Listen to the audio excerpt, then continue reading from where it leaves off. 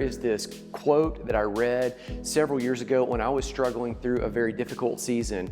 I was reading the book Emotionally Healthy Spirituality, and the author of that book, Peter Scazzero, he actually quotes someone else. And so this quote comes from Gerald Sitter, who was quoted in Scazzero's book: "The quickest way to reach the sun in the light of day is not to run west chasing after it, but to head east into the darkness until you finally reach the sunrise."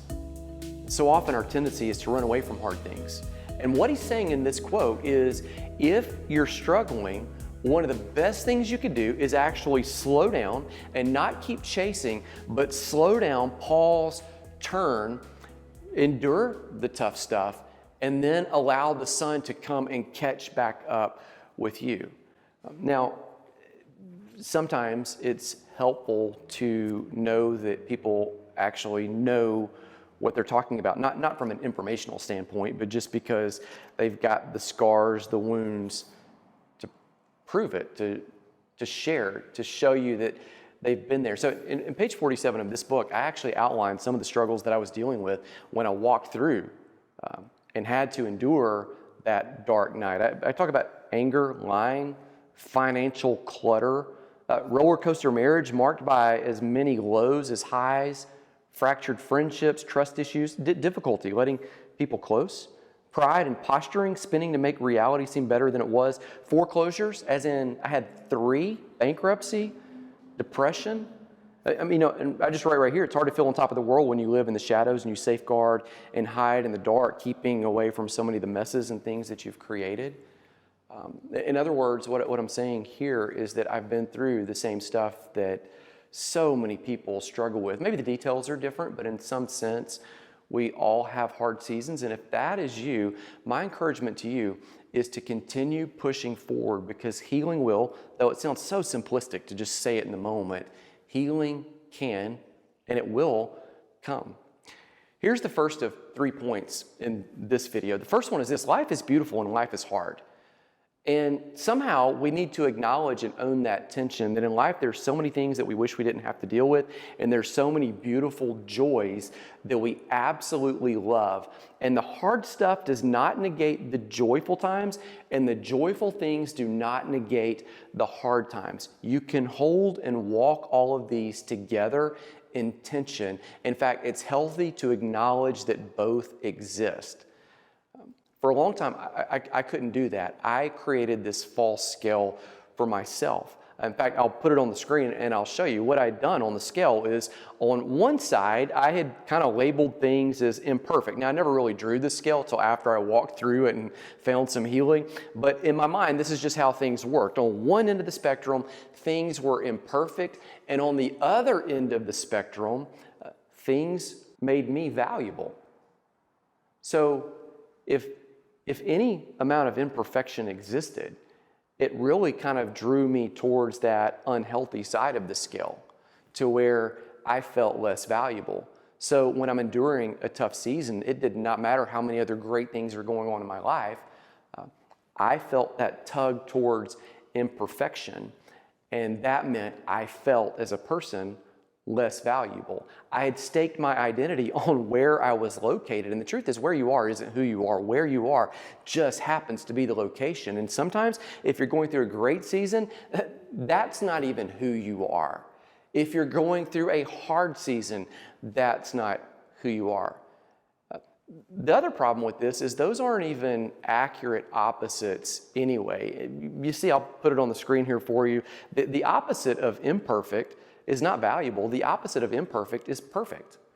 Everything can be some degree of perfect or imperfect. Any situation that you endure, anything that you have, any job that you do, any movie that you watch, any book that you read, any meal that you cook, everything can be on this scale of perfect to imperfect, not imperfect to valuable. The opposite of worthless is valuable. And some things are worthless and some things are truly valuable. But we need to understand that we don't get to rewrite our own dictionary, especially when it involves soul health and wholeness. And so here's the conclusion that I came to, is things can totally be falling apart in life and be imperfect, and at the same time, you can still be very valuable. So a couple years ago, because of some of the stuff that I just mentioned, life was falling apart. It was coming unzipped quickly. And during that season, I decided that I was going to take a psychiatric evaluation. There are a couple reasons for that. Number one is I thought something might be wrong with me. I thought I'd endured that much emotional stuff and clutter that I thought that it might all just be me. And if it was, I wanted to get health and healing from that. If it wasn't me, and it was just tough situations and just bad hands that I was dealt, I wanted to know that as well. Either way, I was determined that I was going to move forward. And so I went in and I took the MMPI. It is hundreds of questions, and you take the test in pencil and you pay a lot of money to do it. And then you meet with the psychiatrist one-on-one, and they interview you and they talk to you about what they found.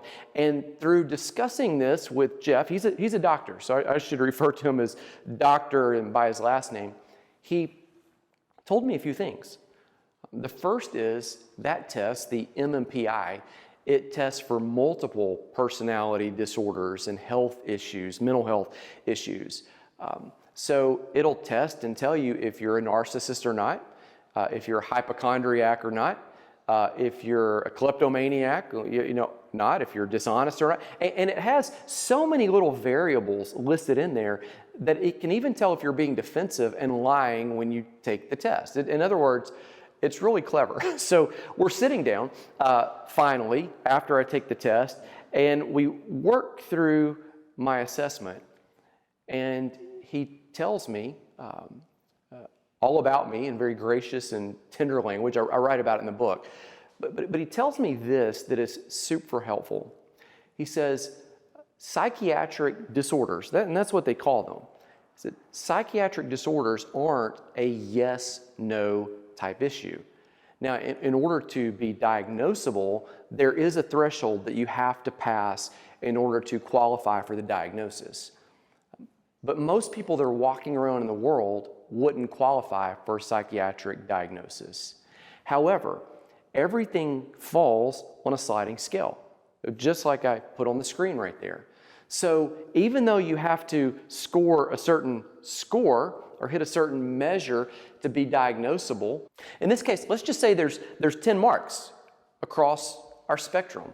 And you have to be a 10 out of 10 on the unhealthy extreme to be diagnosable. Well, in Jeff's words, he said, what if you're a 9 out of 10? Does a 9 out of 10 mean you wouldn't benefit from some emotional health? What if you're an 8 or a 7 or a 6 or even a 5? What if you're halfway not healthy in this area? You see, if one of my lungs wasn't working and the other one was working great, I wouldn't say, well, that's good enough, I've got the other lung. Or if my arm was just slightly fractured, I wouldn't want to go through life with like a 90% good arm and go, well, 90% of the bones are fine, let's just. But sometimes when we come to the area of emotional health, we don't see things the same way. Just the fact that you're not diagnosable for cancer doesn't mean you're healthy. It just means you're not diagnosable for cancer. Do you see? And he said, maybe we should approach emotional health in the same way and realize that we all fall somewhere on the spectrum and we would all benefit from soul wholeness, from improving just a little bit in some specific areas. Well, as a result, here's what happens.